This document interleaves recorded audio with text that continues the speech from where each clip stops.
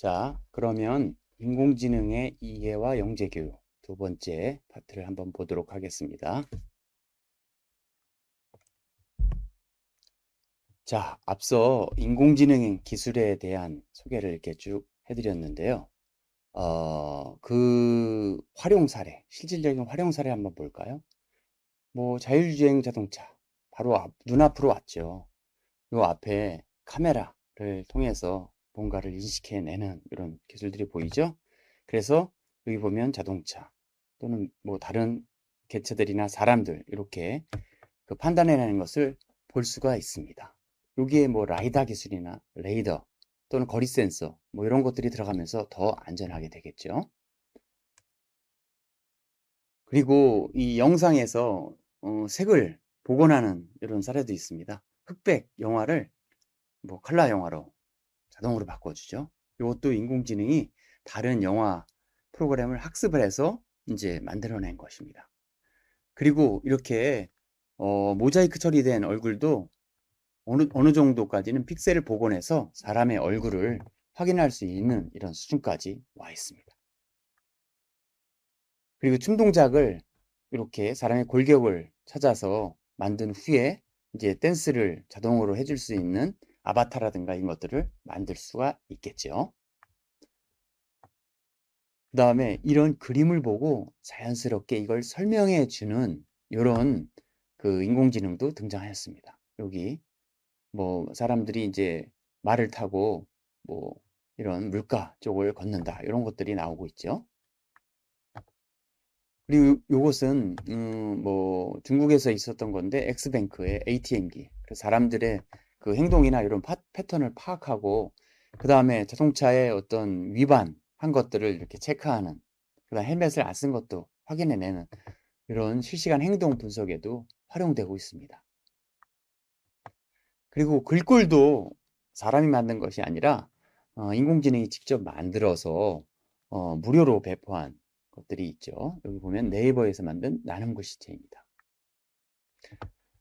그리고 이미지를 이렇게 사진을 넣으면 다른 형태로 그 이전 시간에 우리는 살펴봤어요. 이렇게 그림을 넣어서 이미지를 변환시키는 기술이라든가 또는 새로운 그림을 만든 거예요. 구글 딥드림의 그림이죠. 굉장히 상상력이 풍부한 달리의 그림 같습니다. 그리고 겐이라는 모델을 이용해서 실제와 비슷한 이미지를 새롭게 생성하는데 여기도 보시면 이 사람들은 지구상에 존재하지 않는 사람인데 기존에 있는 사람들을 학습한 상태에서 이제 웃는 사람들을 이렇게 만들어낸 것이죠. 여기 가구나 이런 것들도 역시 스스로 만들어내는 그런 인공지능도 등장하였습니다. 그리고 주차 공간 알림이 보시면 빨간 자리는 다 주차된 건데 싹 빠지면 파란색으로 바뀌죠. 그러면서 스마트폰으로 알려주면 주변에 주차 자리를 찾는 사람한테 도움이 될 것입니다. 그리고 이것은 오비탈 인사이트사에서 만든 위성으로 찍은 그 마트의 주차장 사진입니다. 여기 주차장 사진에 보면 뭐 차량 주차된 것들이 보이죠? 이걸 통계를 내서 인공지능 분석을 통해서 온 사람들이나 그 다음에 물건의 구입량 이런 것들을 측정해서 뭐 사람을 더 쓴다든가 일하는 사람들 더 쓴다든가 물건을 더 구매하는 데 사용이 되죠. 이거를 왜 하늘에서 찍어서 이렇게 분석하냐? 사람 얼굴 초상권 때문에 들어오는 사람 얼굴을 찍을 수가 없어서 이렇게 카메라를 위성 사진을 가지고 자동차를 분석해 낸 것입니다. 그리고 소리가 없는 이런 영상을 가지고 자연스럽게 비디오 소리를 복원하는 형태의 뭐 이런 림넷이라든가 이런 서비스들도 등장하였습니다. 그 다음에 구글 썬루프의 경우에는 이 건물의 지붕에 태양광 패널을 설치하면 어느 정도의 전기 효과가 있을까를 분석해주는 이런 것들을 사용하는데 구글 어스를 이용해 가지고 분석을 해낼 수가 있습니다. 그리고 인간의 언어를 처리하는 이해하는 그 응용 분야들이 따로 있습니다. 보시면은 문장을 요약한다든가 자동 번역한다든가 감정을 분석한다든가 문장을 분류한다든가 질의응답, 뭐 챗봇 상담, 언어 생성 뭐 등등 여러 가지 응용 분야에 사용이 되는데요. 보시면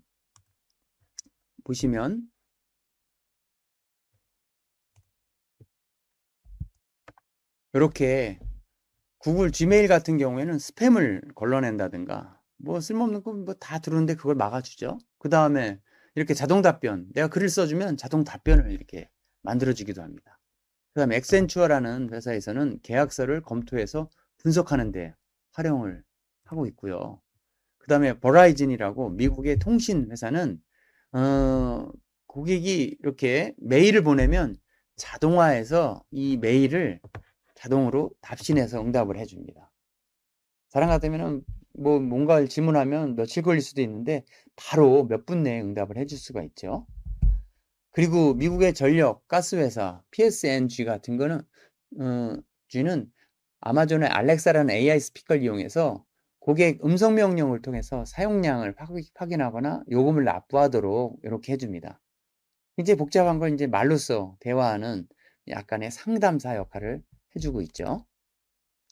그 다음에 의료보험사 에트나는 신속한 보험금을 청구하고 뭐 지급액을 확인하고 하는 이런 내용들을 자동화시키는데 인공지능을 사용했습니다. 그 중에서 자연어 처리를 사용한 것이죠. 그리고 코인이라는 법조계 회사에서는 JP 모건 체이스 같은 경우에는 대출 계약 관련 변호사의 36만 시간의 업무를 1분 이내에 처리하는 기염을 토했습니다. 굉장한 거죠. 그리고 켄쇼라는 회사에서는 인공지능 증권 분석가를 개발했는데요. 주식 관련 기사나 자료를 검색해서 시장을 분석하고 투자를 조언하는 이런 그 인공지능 분석가, 증권 분석가를 개발하였습니다. 뭐 요새 주식에 대한 어떤 관심도 많은데 이런 자동화된 툴을 이용해서 요새는 투자하는 쪽으로 많이 바뀌어가고 있다 이렇게 보시면 되겠습니다. 그리고 인공지능 심사위원 뷰티.ai 사이트에서는 인간의 아름다움을 인공지능이 판단해서 진서미를 뽑는 이런 대회도 열었습니다. 홍콩에서 있었던 일인데요. 한번 뷰티.ai 들어가서 한번 보시면 좋겠습니다. 그리고 야구나 재판에서도 인공지능 심판 또는 재판관이 활용되는 이 사례가 있는데 다 언어 처리를 바탕으로 뭐 영상이라든가 같이 뭐 융합해서 하기도 하겠죠. 그래서 이제는 사람을 평가하는데도 인공지능이 사용된다니 조금 약간 씁쓸하긴 하지만 놀랍기도 하네요. 자, 그러면 이제 인공지능 관련 사회적, 윤리적 이슈를 한번 살펴보도록 하겠습니다. 인공지능의 이슈는 개발하는 사람의 이슈도 있고요. 그 다음 갖다가 쓰는 활용자, 그 다음에 이걸 도입하는 사람도 있겠죠. 그래서 이 세 가지 측면에서 인공지능 관련 사회적, 윤리적 이슈를 한번 살펴보시면 좋겠습니다.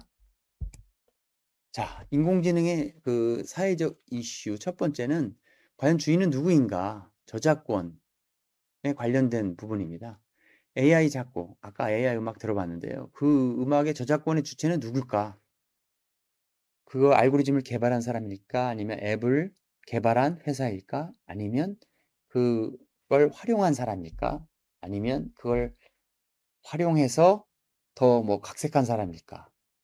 그리고 인공지능이 만약에 AI 그림을 만들었는데 기존의 사람 거를 표절했거나 뭐 이런 그 저작권을 침해했다면 과연 누가 책임을 져야 될 것인가에 대한 이런 이슈들이 지금 굉장히 급부상하고 있습니다.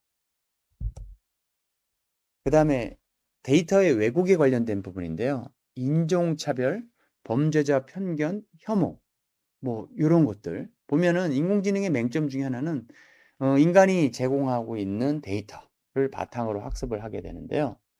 뭐 이런 사태가 있었어요. 흑인 사진을 보고 고릴라라고 했던 그러면서 곧바로 사과를 하고 회사에서는 이런 알고리즘을 사용하지 못하도록 이렇게 했죠. 그리고 이런 실험도 있습니다.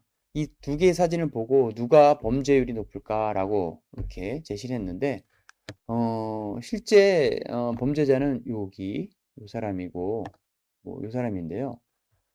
백인보다는 흑인을 범죄자로 인공지능은 이렇게 지목을 하고 있죠. 그래서 이 인종차별과 관련된 부분들이 좀 인공지능에서는 이슈가 있고요. 그 다음에 우리나라에서 이런 챗봇 서비스에서 이루다라는 서비스를 제공했어요. 근데 가보니까 실제로 해보니까 어떤 혐오물이나 뭐 욕설이라든가 또는 차별, 성차별 같은 이런 내용들이 자꾸 등장하는 거예요. 그래서 이 서비스를 한 지 뭐 얼마 안 돼서 곧바로 이제 이 서비스를 닫았는데 이런 데이터 왜곡에 대한 이슈가 있습니다. 인공지능은 어떤 객관적인 어떤 그 사실을 데이터를 바탕으로 학습하기 때문에 감정이나 이런 것들이 없어요. 그렇기 때문에 데이터가 주는 대로 하겠죠. 그거는 뭐 아직 그 학습이 안 된 아이한테 나쁜 짓을 가르치는 거와 같은 그런 맥락이라고 보시면 되겠습니다. 그래서 이것을 어떻게 막을 것인가에 대한 이슈가 굉장히 큰 그 인공지능의 이슈 중에 하나입니다. 그리고 일부러 데이터를 왜곡하는 경우가 있죠. 이거는 뭐 개발자 입장에서인데요. 요 팬더 이미지를 학습을 시키면 이제 팬더라고 인식을 해야 되는데 의도적으로 사람 눈에는 보이지 않는 잡음을 이렇게 필터를 씌워버리면 사람 눈에는 이렇게 보이는데 인공지능은 기봉은 원래 이렇게 생긴 원숭이 종류인데요. 이 팬더를 기봉으로 인식을 오류를 범해요. 이게 별거 아닌 것 같지만 실제 여러분의 사진을 이렇게 잡음을 끼워가지고 뭐 얼굴 가린다면 나중에 그 자동차 문을 못 연다든가 또는 이걸 씌워서 다른 사람으로 오인하게 하면 은행 계좌를 갖다가 뭐 해킹한다든가 하는데 사용될 수 있기 때문에 굉장히 위험한 데이터의 왜곡이 되겠죠. 이것을 막는데 많은 그 인공지능 학자들이 연구를 하고 노력하고 있습니다.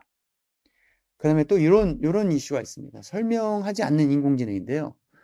AI 판사가 여태껏 잘 판결을 했어요. 그래서 많은 사람들의 국민적 신뢰를 가져왔는데, 어떤 판결에서 당신은 유죄다, 징역 30년이다, 이렇게 판결을 했어요. 근데 이 사람은 너무 억울해서 이유를 설명해 주세요 라고 했지만 나는 전지전능하기 때문에 설명할 필요 없다. 그냥 징역 30년. 이렇다면 여러분들이라면 과연 이 판결에 수긍하시겠습니까? 그래서 실제 인공지능은 어떻게 작동하는지는 모르는데 잘 작동해요. 그래서 이걸 블랙박스 시스템이라고 합니다. 얘를 보고 그냥 고양이인 것을 잘 판단을 하는데 이게 왜 그런지는 설명을 안 해줍니다. 그래서 이렇게 꼬리가 길고 수염이 좌우 3개, 눈동자가 세로이기 때문에 너는 고양이야. 이런 식으로 설명해 준다면 굉장히 뭐 좋은 인공지능이겠죠. 이런 인공지능을 우리는 글래스 박스, 투명한 인공지능이라고 하고 이러한 연구를 이제 설명 가능 인공지능이라고 합니다. 이 부분도 역시 연구자들이 굉장히 다양한 시도를 해나가면서 인공지능의 판결이라든가 인공지능의 그 추론 결과를 설명하는 데 집중하고 있습니다. 그 다음에 이런 거, 딥페이크. 사람의 사진을, 얼굴을 가짜로 만드는 것이죠. 실제 어느 사람이 오바마인지는 진짜 우리도 판단하기 굉장히 어렵습니다. 여기 보시면 오리지널 사진에 이 동양인 사진을 넣으니까 이런 형태의 딥페이크 사진이 나와 있죠. 여기 영화 배우도 역시 남자 여자 배우의 얼굴이 이렇게 섞여서 나오는데 이게 좋은데 사용하면 좋겠지만 나쁘게 뭐 성적인 또 범죄에 사용한다면은 굉장히 아주 위험한 기술이 바로 딥페이크 기술입니다. 이것을 막기 위하거나 또는 딥페이크인지 아닌지를 이제 판단해주는 이런 기술들이 속속들이 등장하리라 기대하고 있습니다. 그 다음에 딥보이스라는 겁니다. 보이스 피싱 대신에 요새 스피어 피싱. 그래서 여기 보시면 영국의 한 에너지 기업에서요 전화가 왔어요. 그래서 어떤 비서가 전화를 받고 이 사장으로부터 전화가 왔기 때문에 24만 달러를 입금해서 거래처 계좌에다 보내도록 했습니다. 근데 실제 보내고 났더니 알고 봤더니 사장이 아니라 AI로 만들어진 합성 음성. 근데 이 피해자는 실제 전화 목소리가 진짜 사장과 똑같고 목소리 상태도 너무 비슷해서 사투리까지 구사해서 속을 수밖에 없었다고 합니다. 그래서 약 2억 9천만 원의 돈을 잃었는데요. 이런 부분들이 계속 범죄에 사용되면서 뭐가 진짜인지 가짜인지를 구분하기가 어려운 이런 세상이 되었습니다. 그 다음에 아주 값싸지만 위협적인 무기, 뭐 이런 드론에 인공지능 모듈을 넣고 사람을 공격한다든가 시설을 파괴하는 이런 기술도 나올 수가 있는데, 이 기술의 위협보다는 인간의 나쁜 의도가 문제겠죠. 그래서 이에 따른 어떤 인공지능 윤리 교육 이런 부분들이 강화돼야 될 필요가 있겠습니다. 그리고 빅브라더 이슈입니다. 사람들의 이렇게 횡단보도 지나가는 것들을 파악해서 이렇게 안전하게 해줄 수도 있긴 하겠지만, 이런 데이터 수집에 있어서는 보시면 이렇게 17년 전 남자친구 살해범을 이제 검거를 했어요. 그렇지만 시민 생활 곳곳에서 감시를 한다든가 인권 문제, 인권 침해 문제들이 제기되는 이런 상황들이 발생을 하죠. 여기 중국에서 AI 학교 도입을 했습니다. 그래서 학생들이 들어갈 때 어떤 인증을 하고 아이들이 졸고 있는지 안 하고 있는지를 이제 판단하는 거예요. 그리고 뭐 여러 가지 카메라가 학교 시설에 있으면서 개인의 사생활들은 다 일거수일투족이 모니터링 되고 뭐 파악이 되는 이런 상태가 됩니다. 그러다 보니까 이런 문제들이 발생했어요. 미국에서 실리콘밸리에 알트스쿨이라는 학교가 설립이 됐습니다. 이거는 인공지능 기반 학교인데요.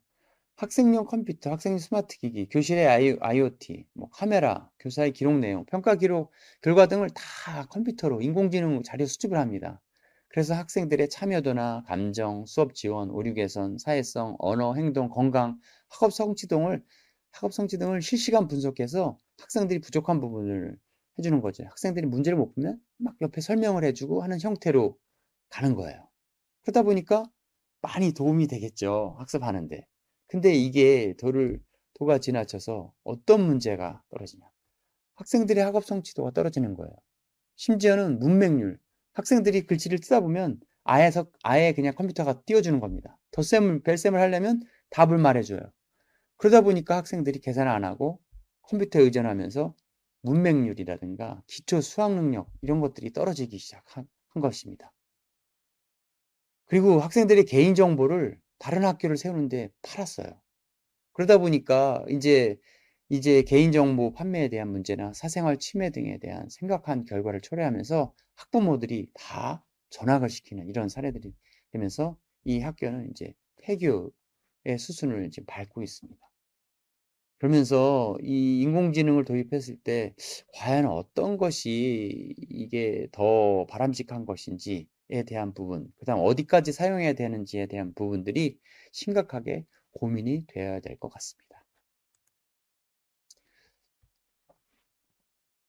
자, 그러면 이제 결국 인공지능은 인간의 일자리를 모두 빼앗을까요? 이런 윤리적 이슈나 이런 걸 보면 뭐 이런 책들이 있어요. 인간은 필요 없다. 2030 고용 절벽 시대가 온다. 5년 후 당신의 일자리는 사라진다. 굉장히 위협적인 그 타이틀을 가진 책들이죠. 근데 실제로 인공지능으로 인해서 새로운 기술로 인해서 직업이 사라지는 건 맞는데 새로운 직업이 더 등장한다고 사람들은 보고 있어요. 근데 한 가지 변하지 않은 건 어떤 거냐? 기술로 인해 직업이 대체되지는 않은데 기술을 활용하지 않는 사람은 기술을 적극 수용하는 사람으로 대체될 것이다. 어떤 기회를 잃는다는 소리겠죠. 그래서 인공지능에 대해서 뭐 두렵고 안 좋은 것이 있다고 뭐 피하는 것이 아니라 적극적으로 배우고 그것을 막고 또 기회를 찾는 이런 노력들이 필요하겠죠. 그러면서 자연스럽게 인공지능과 경쟁하면서 직업을 가지고 싸울 것이냐. 그거보다는 자연스럽게 협력하는 지혜가 필요합니다. 보시면 이 공장에서도 실제 이 로봇 팔과 사람들의 어떤 지식을 가지고 뭔가 공장 제품의 오류를 줄인다거나 위험을 방지하거나 수술할 때 이런 증강현실 기술을 이용해서 뭐 실제 사람을 가지고 실험하는 것이 아니라 충분히 여기서 실험하고 실제 사람을 안전하게 수술하는 이런 협력하는 지혜가 필요하겠죠? 여기도 보시면 구글 딥마인드가 만든 안저검사 이 안전검사 이미지를 이렇게 보시면 이런 사람의 이미지가 있는데요. 건강한 사람의 눈은 이렇게 생겼어요. 근데 여기 뭔가 잘 안 보이지만 여기 튀어나온 것이 있죠, 여기? 요게 바로 그 당뇨성 망막 변증 환자입니다. 요거는 빨리 수술해야겠죠.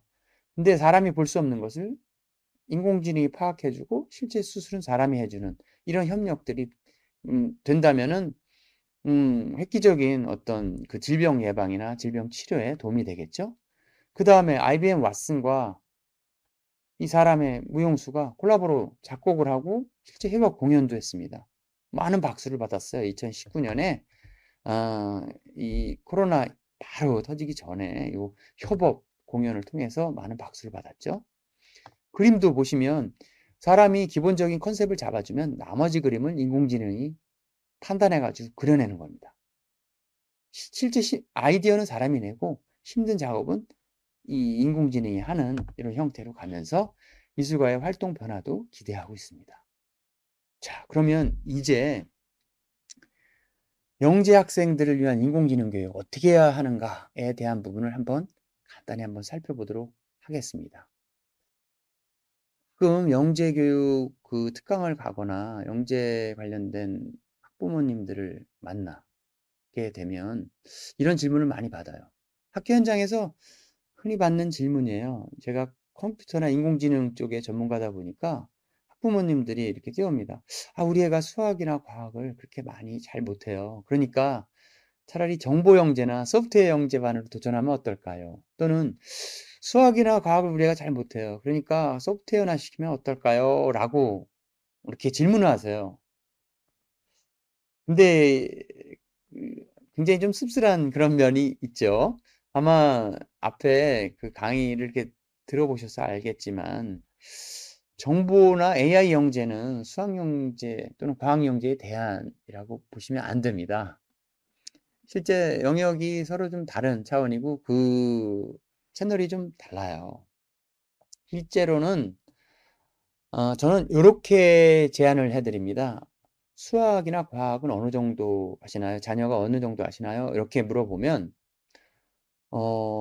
잘 못한다. 그러면 제가 봤을 때는 정보 영재나 소프트웨어, AI 영재 쪽은 안 하시는 게 좋겠다. 이렇게 말씀을 드리고요. 솔직하게.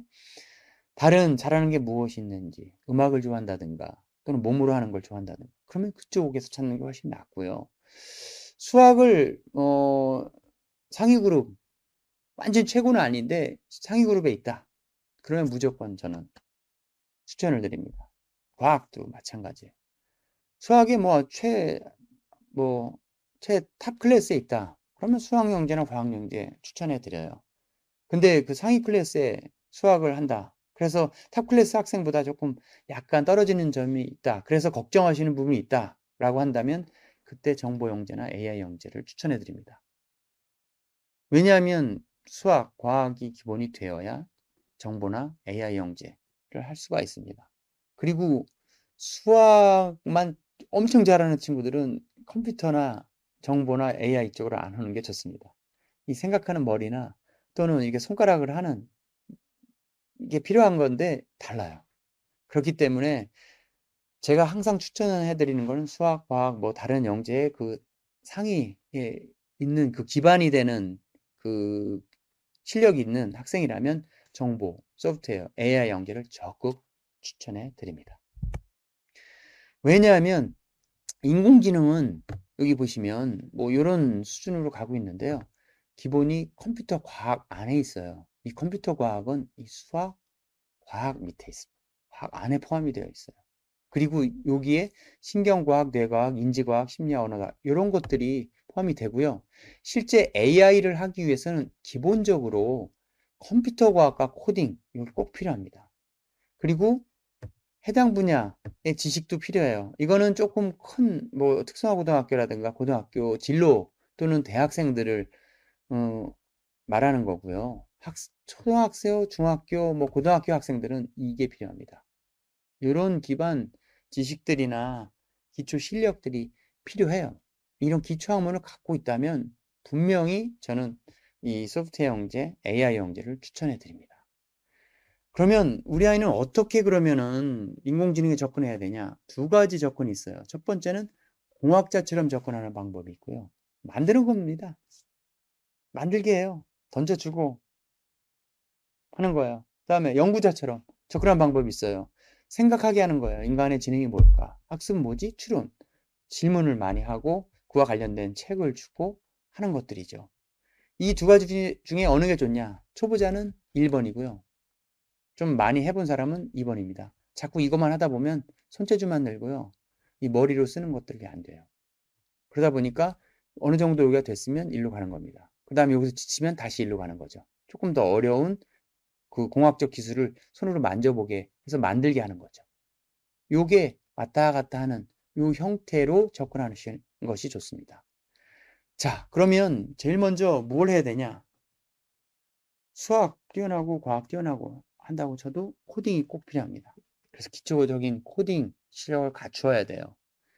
코딩만 해서 이제 끝나게 된다면 일반 사교육 시장에서 많이 하더라고요. 이 코딩으로 끝나요. 근데 실제적으로 코딩을 바탕으로 해서 컴퓨터 구조, 컴퓨터 실체 한번 좀 뜯어보고 조립도 한번 해보는 거죠. 전기 안전을 좀 주의하면서.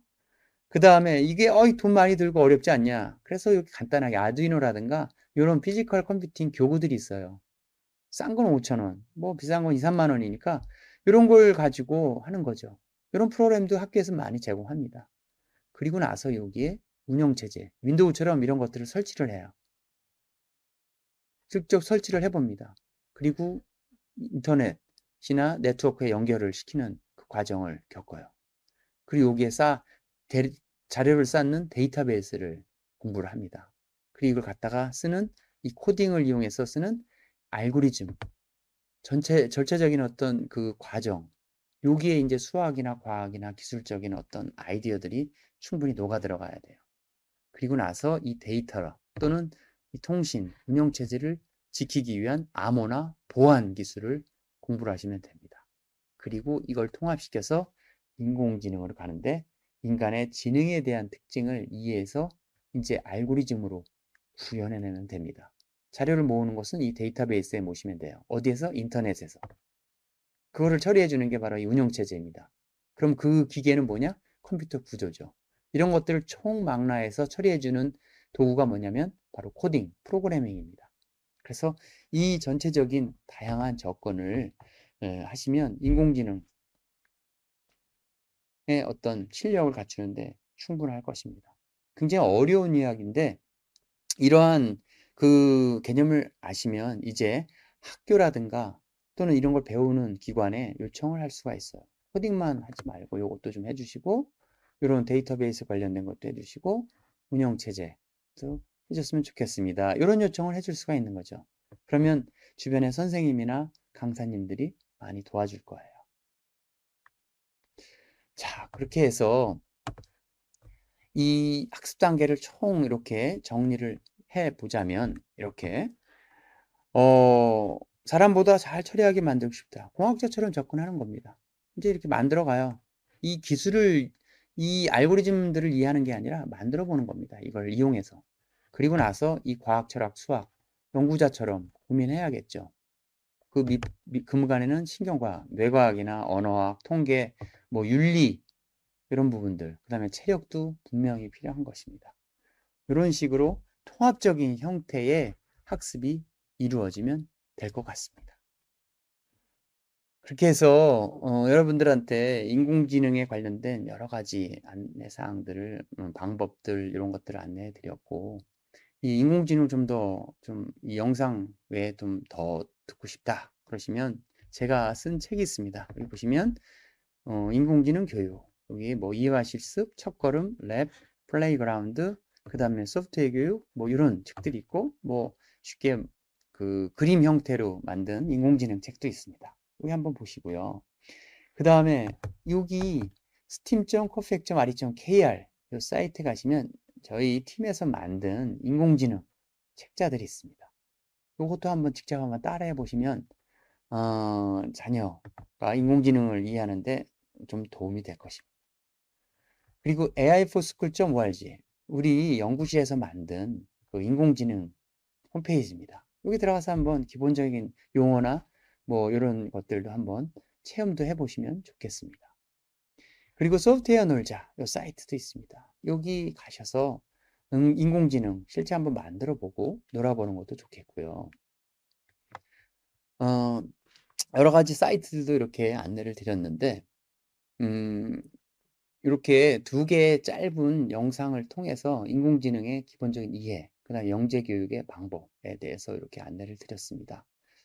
혹시 뭐 이 영재 교육 또는 자녀 교육을 위해서 어떤 뭐 도움이 필요하신 분들은 여기 밑에 연락처와 메일이 있습니다. 그쪽으로 보내주시면 되겠고요.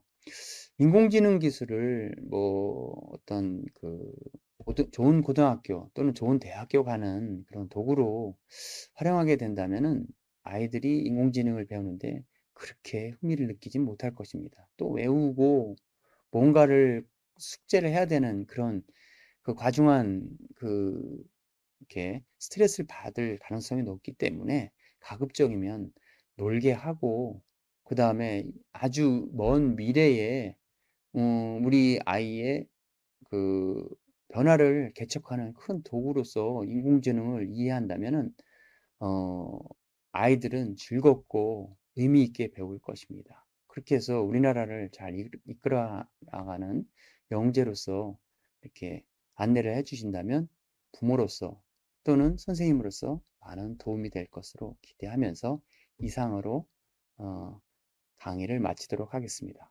감사합니다.